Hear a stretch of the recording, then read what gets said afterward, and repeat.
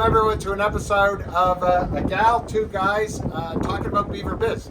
And today we are in what will be the new deck bar, which I understand will not just be for drinks, but also for burgers, hot dogs. There'll be a barbecue in here. It's very exciting. And since we're in here and talking about food and beverage, Candice, last time we were together, you talked a little bit about the survey. It was pretty quick.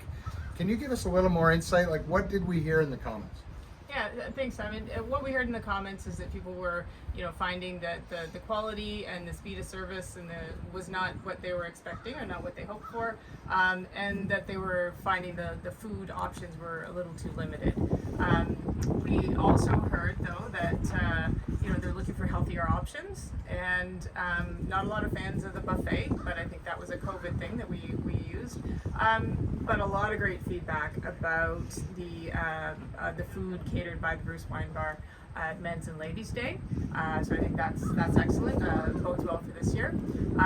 But I think overall there's a lot of good commentary, as I said last time. People understood why this was happening, that it was really a function of the severe staffing shortages we had through COVID.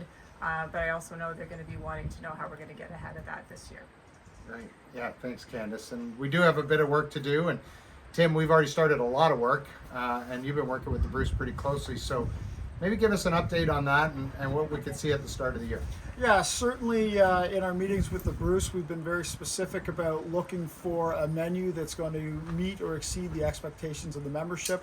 And the Bruce certainly comes with a reputation and a background and knowledge to be able to provide that immediately versus working their way into it. We're going to see a return to what I'll call a classic style of catering or of service through the hotline versus table service. And then we hope to work our way into table service in places like the Senior Members Lounge once the season goes on and we're sure that we're nailing the basics and the fundamentals correctly to meet member expectations. Yeah, it's very exciting. And Tim, the thing that surprised me is that, when we had the conversation, about table service and all those items, I know that there's staffing challenges, but there's other challenges as well. Yeah, the reality is that the way the existing building is set up in our front of house and back of house and food service, there simply is not enough room to run both options of table service as well as a hotline. So once again, as we look into phase 4 that the memberships can all hear about, these are things that become available as we continue to improve our existing infrastructure. Yeah, great. And to hear more about that, please join us at the AGM, November 19th. There's an in-person and a virtual option for that.